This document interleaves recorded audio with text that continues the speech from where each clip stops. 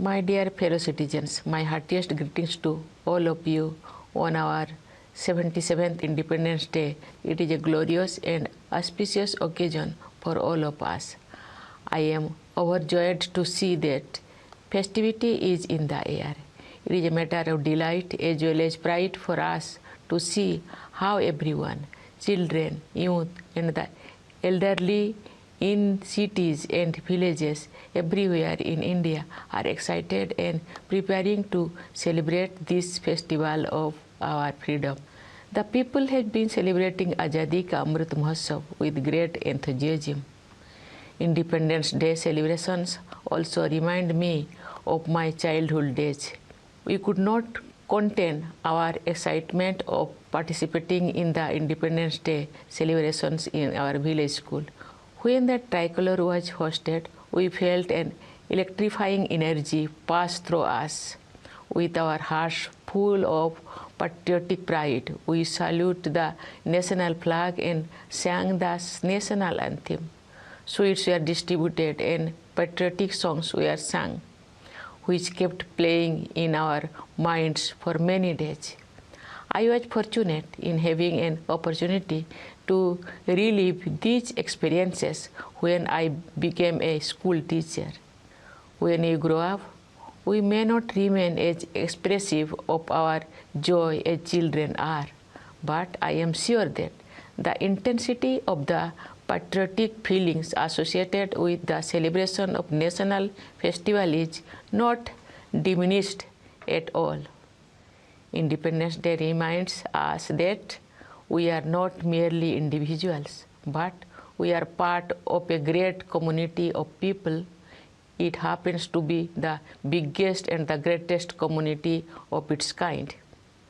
It is the community of the citizens of the world's largest democracy.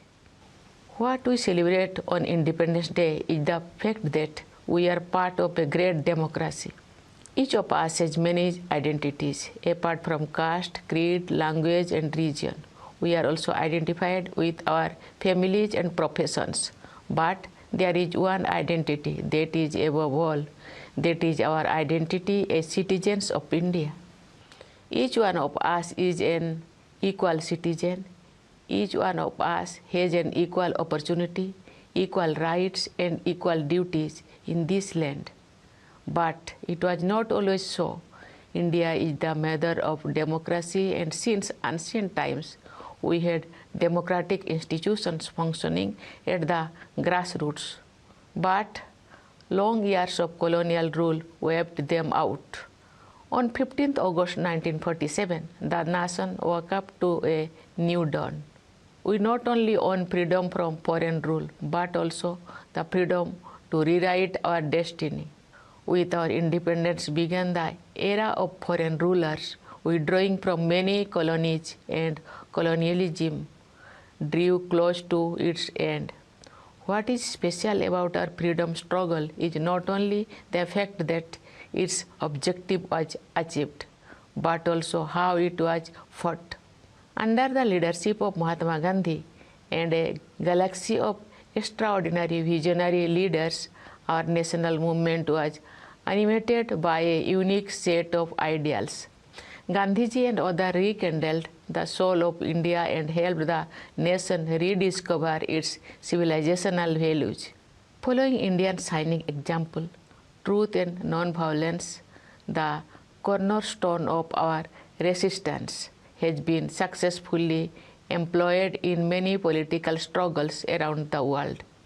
On the eve of Independence Day, I join my fellow citizens in paying grateful tribute to the known and unknown freedom fighters whose sacrifices have made it possible for India to regain its rightful place in the Committee of Nations.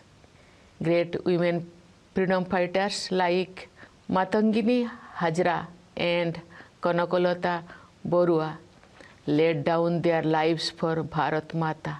Ma Kosturaba matched the father of the nation, Mahatma Gandhi, every step of the way on the difficult path of Satyagraha. Many great women leaders like Sarojini Naidu, Amu Swaminathan, Rama Devi, Aruna Asaballi, and Sucheta Kriplani had set inspiring ideals for all future generations of women to serve the nation and the society with self-confidence. Today, women are contributing extensively in every field of development and service to the country and are enhancing the nation's pride. Today, our women have made their special place in many such fields in which their participation was unimaginable a few decades ago. I am happy to note that the economic empowerment of women is being given special focus in our country. Economic empowerment strengthens the position of women in the family and society. I urge all fellow citizens to give priority to women empowerment. I would like our sisters and daughters to overcome challenges with courage and move ahead in life. Development of women was among the ideals of our freedom struggle. Dear citizens, Independence Day is an occasion to reconnect with our history. It is also an occasion to assess our present and reflect about our way forward. Looking at the present, we see that India has not only regained its rightful place on the world stage, but it has also enhanced its standing in the international order. During my visits and interactions with the members of the Indian diaspora, I have observed a new confidence in the India story. India is playing a crucial role in promoting developmental and humanitarian goals around the world. It has also assumed leadership of international forum, especially the presidency of G20. As the G20 represents 2/3 of the world population, this is a unique opportunity to help shape global discourse in the right direction. With the G20 presidency, India can nudge decision-making in trade and finance towards equitable progress. Beyond trade and finance, matters of human development too are on the agenda. There are many global issues that concern all humanity and are not limited by geographical boundaries. I am confident that with India's proven leadership in dealing with global issues, member nations will be able to advance effective action on these fronts. What is notable in India's presidency of G20 is the way this diplomatic activity has been taken to the grassroots. There has been a first of its kind campaign to encourage people's participation. It is delightful to see, for example, students enthusiastically participating in diverse contexts organized in schools and colleges touching upon the themes of G20. All the citizens are enthusiastic about events related to G20. Dear fellow citizens, this enthusiasm along with a sense of empowerment is possible because the nation has been taking great strides on all fronts.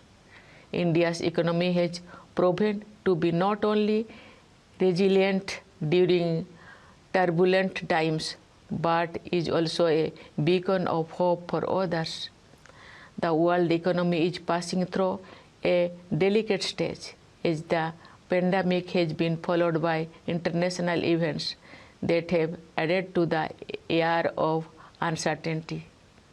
Yet, the government has been able to navigate the stormy waters very well. India has converted challenges into opportunities and has recorded high GDP growth. Our Annadata farmers have contributed significantly to our economic growth. The nation feels indebted to them. Inflation at the global level remains a cause for worry. But in India, the government and the Reserve Bank have managed to contain it. The government has succeeded in protecting the common people from high inflation, while also providing a more extensive security cover to the poor. The world looks up to India for global economic growth. The continued economic progress is driven by a two-pronged strategy.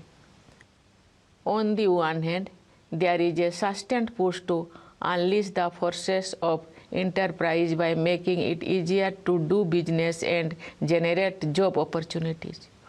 On the other, proactive and expanded welfare initiatives for the needy have been taken in various domains. Giving priority to the deprived remains the focus of our policies and actions that have lifted a large number of people out of poverty in the last decade. Similarly, there are specific programs to improve the conditions of tribals and encourage them to join the journey of progress. I appeal to our tribal brothers and sisters to enrich their traditions while embracing modernity. I am happy to note that along with economic growth, human development concerns have also been accorded high priority. Having been a teacher also, I have realized that education is the greatest tool of social empowerment.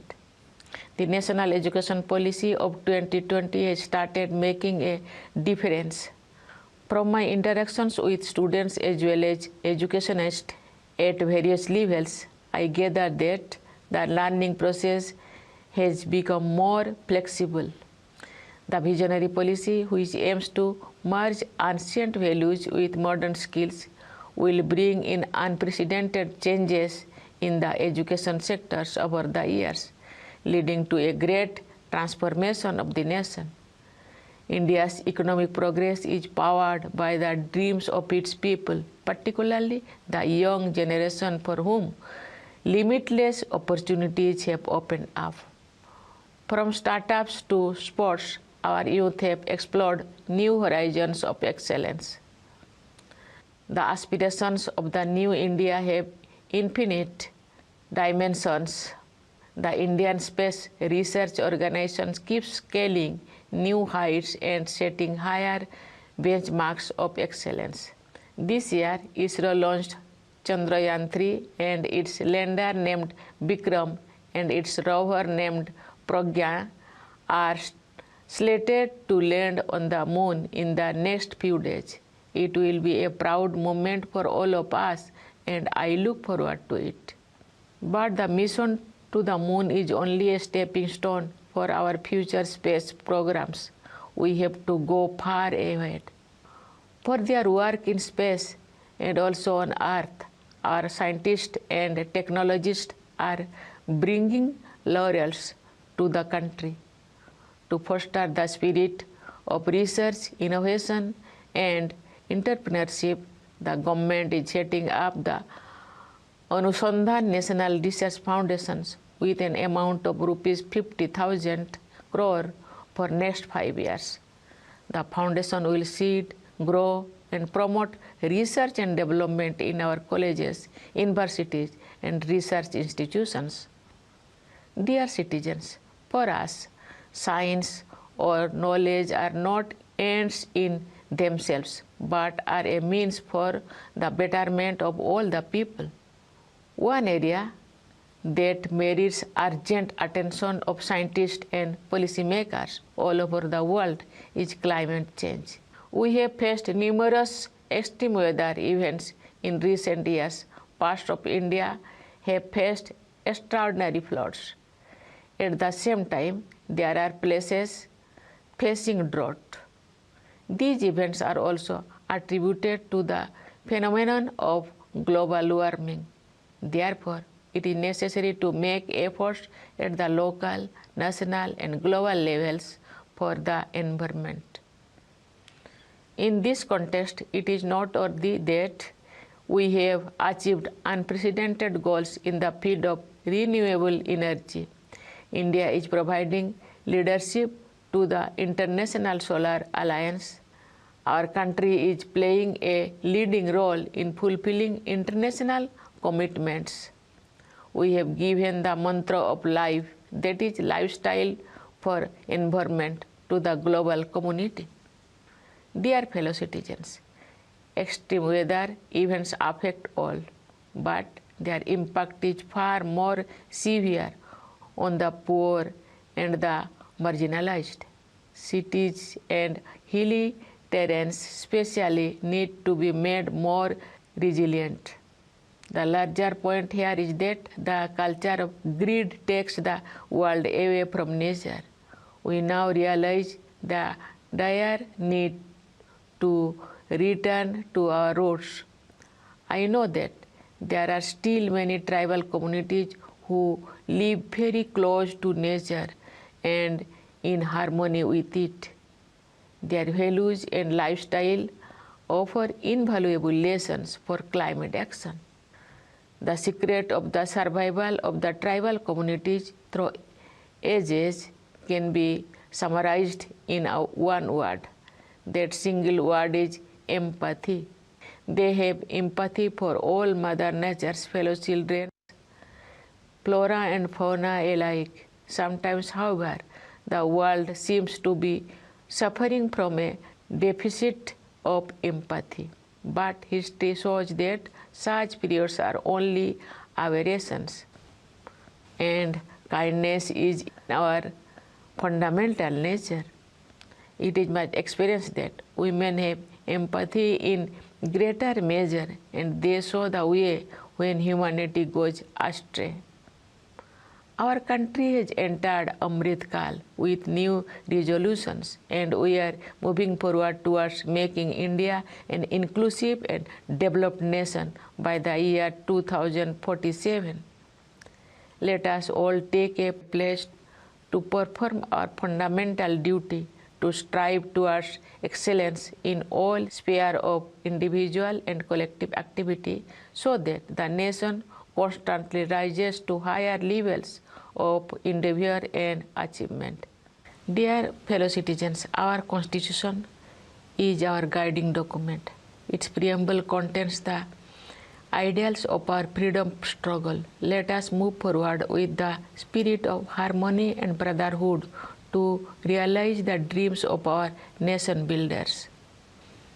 On the eve of Independence Day, I once again extend my greetings to you all, especially to our soldiers guarding the borders, jawans of the forces, and the police providing internal security, and to the members of our diaspora living in every part of the world. I convey my best wishes to you all. Thank you. Jai Hind, Jai Bharat.